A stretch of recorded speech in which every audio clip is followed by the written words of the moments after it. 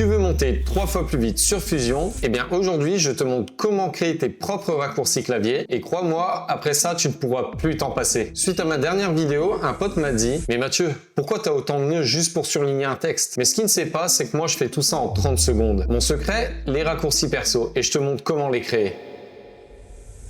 La première étape, ça va être d'installer un plugin qui s'appelle Reactor. Je te mets le lien en description. Alors Reactor, c'est un plugin qui permet d'utiliser des effets qu'on ne trouve pas sur DaVinci Resolve, mais il permet également d'attribuer des raccourcis clavier à des actions sur Fusion. Une fois que vous avez téléchargé Reactor, pour l'installer sur DaVinci Resolve, il vous suffit d'aller dans l'onglet Workspace, Console, et une fenêtre va apparaître. Ensuite, il vous suffira juste de glisser le fichier téléchargé dans cette fenêtre. Et une fois que vous aurez fait ça, une petite pop-up va apparaître. Vous n'aurez qu'à cliquer sur Install and Launch. Moi, je vais pas le faire, je l'ai déjà installé. À la fin de l'installation, Reactor va s'ouvrir automatiquement. Vous aurez donc cette fenêtre où vous pouvez installer de nombreux effets. Nous, c'est pas ce qui va nous intéresser. Nous, on veut juste attribuer des raccourcis à des nœuds sur Fusion. Pour ça, vous allez dans la barre de recherche et vous tapez Resolve Essential. Vous cochez la case pour l'installer sur DaVinci. Vous pouvez ensuite fermer la fenêtre. Et avant de vous montrer comment attribuer des raccourcis clavier, il faut que je vous montre comment on installe des nœuds sur Fusion. Donc, on a des nœuds qui sont disponibles dans une barre d'outils qu'on peut faire glisser ainsi, mais on peut aussi cliquer sur Shift espace pour ouvrir la recherche d'outils et taper le nom de l'effet qu'on souhaite installer. Je le sélectionne, je fais Add et je peux ensuite l'intégrer à mon arbre à nœuds. Ça reste une méthode rapide, mais si on veut aller encore plus vite, on aura besoin des raccourcis. Pour faire ça, c'est pas compliqué. On se rend dans l'onglet Workspace, Script, Resolve Essential qu'on vient d'installer et dans la nouvelle fenêtre, je clique sur Fusion Hotkey Manager. Ça va nous ouvrir une nouvelle fenêtre. Alors comme vous voyez, moi j'ai déjà attribué des raccourcis à certains nœuds, mais pour l'exemple, on va en attribuer un nouveau. Je clique sur New. Alors ici, je vais pouvoir attribuer un raccourci. Je clique sur la barre ici. J'utilise la touche du raccourci que je veux attribuer, par exemple la lettre D. Alors à noter que ça bug un peu, vous venez de le voir, il faut appuyer plusieurs fois pour bien la valider. Et ici, je peux aller rechercher soit dans les actions une commande, soit dans les tools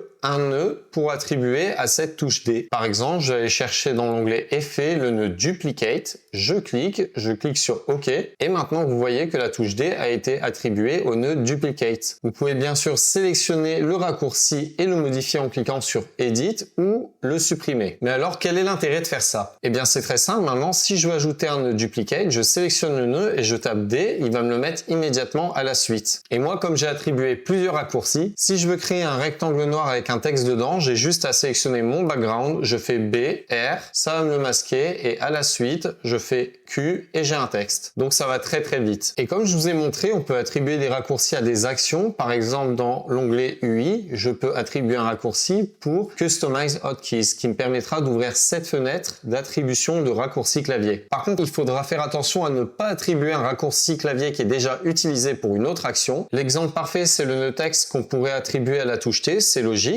Le souci, c'est que si je vais dans l'onglet Spline, je vais faire une petite animation vite fait pour vous montrer. Si j'appuie sur T, vous voyez que ça m'ouvre les paramètres de Ease In et Ease Out pour jouer avec la vitesse de courbe. Le souci, c'est qu'en attribuant le raccourci T au texte, ça va vous mettre des nœuds texte alors que vous voulez simplement jouer avec les courbes de vitesse. C'est pour ça que moi, j'ai utilisé une lettre moins logique, mais qui m'emmerde pas. Alors maintenant, j'aimerais vous montrer les meilleurs raccourcis selon moi à attribuer, c'est-à-dire des nœuds que vous allez utiliser le plus souvent. On a le nœud Transform qui vous permet de faire des animations de mouvement, le nœud background qui nous permet de faire des arrière-plans, le nœud ellipse qui est un masque en forme de cercle, l'image plane 3D qui permet de faire passer une image 2D en 3D, le nœud polygone qui est un nœud de masque où vous pouvez customiser la forme comme un polygone, le nœud texte évidemment et le nœud rectangle qui est un masque en forme de rectangle. Je pourrais y attribuer quelques effets que j'utilise souvent, notamment les ombres portées, les glows, etc. Libre à vous de l'attribuer au nœud que vous utilisez le plus. Et voilà, avec ces raccourcis, tu monteras sur Fusion 3 fois plus vite. Crée les tiens selon ton workflow et abonne-toi si tu veux d'autres astuces sur DaVinci Resolve. Ciao!